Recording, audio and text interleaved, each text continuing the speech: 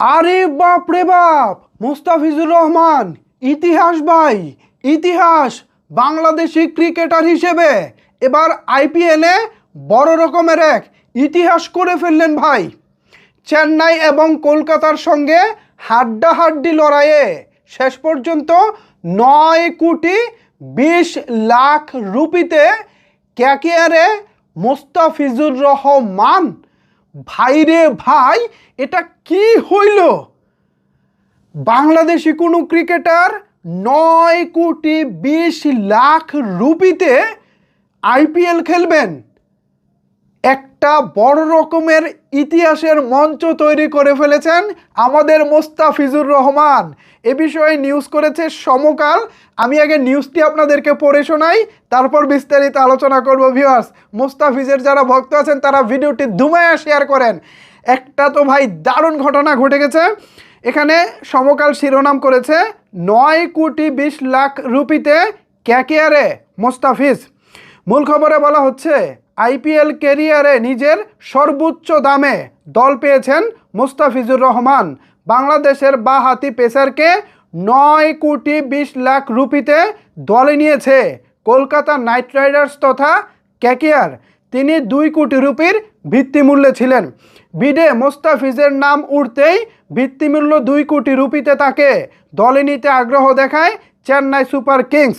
গত মৌসুমে চেন্নাইয়ের হয়ে খেলেছিলেন তিনি। তাকে দলে নিতে রীতিমতো মরিয়া ছিলেন আইপিএলের সফলতম ফ্র্যাঞ্চাইজিটি। কিন্তু শুরু থেকে তাকে দলে নেওয়ার জন্য বিট শুরু করে কেকেআর। চেন্নাইয়ের সঙ্গে লড়াই করে দাম তুলতে থাকে বাংলার দলটি। মাঝখানে দিল্লি তাকে দলে নেওয়ার বিডে প্রবেশ করেছিল, তবে 4 কোটির উপরে উঠতেই সরে যায় ফ্র্যাঞ্চাইজিটি। মুস্তাফিজকে দলে নেওয়ার লড়াই শুরু হয় কলকাতা ও চেন্নাইয়ের মধ্যে। শেষ পর্যন্ত কলকাতা বাংলাদেশের তারকা বাঁহাতি পেসারকে রেকর্ড দামে দলে ভিড়িয়েছে। এর আগে বাংলাদেশের কোনো ক্রিকেটারের আইপিএলে এত দাম ওঠেনি।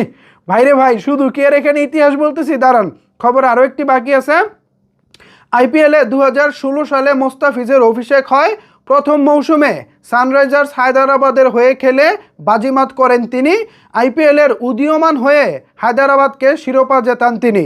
এরপর থেকে নিয়মিত আইপিএল খেলছেন টাইগার এই তারকা। 8 মৌসুমের আইপিএল ক্যারিয়ারে 60 ম্যাচ খেলে 65 উইকেট নিয়েছেন তিনি। হায়দ্রাবাদের পর তাকে রাজস্থানের জার্সিতে দেখা যায়। মুম্বাই ইন্ডিয়ান্সু, দিল্লি ক্যাপিটালসের পরে চেন্নাইয়ে খেলেছেন তিনি। এবার খেলবেন কেকেআরে। তার আগে কলকাতা দলটির জার্সি পরেছেন সাকিব আল হাসান ও মাশরাফি বিন মুর্তজা। এর মধ্যে সাকিব কেকেআরের হয়ে আইপিএলের শিরোপা জিতেছেন। ভাইরে ভাই, মুস্তাফিজুর রহমান তো একটা ইতিহাস করে ফেলেছেন। এই ইতিহাসের জন্য অবশ্যই অভিনন্দন জানাচ্ছি মুস্তাফিজুর রহমানকে। আমাদের দেশেও যে এমন একজন রত্ন আছে যাকে এত টাকা দিয়ে আইপিএলের দলগুলো কিনতে পারে, এটাই তো আমাদের জন্য একটা গর্বের। সো ভিউয়ার্স, এই বিষয়ে আপনাদের মতামত কি জানাতে পারেন নিচের কমেন্টস বক্সে। ধন্যবাদ সবাইকে এতক্ষণ আমার সাথে থাকার জন্য।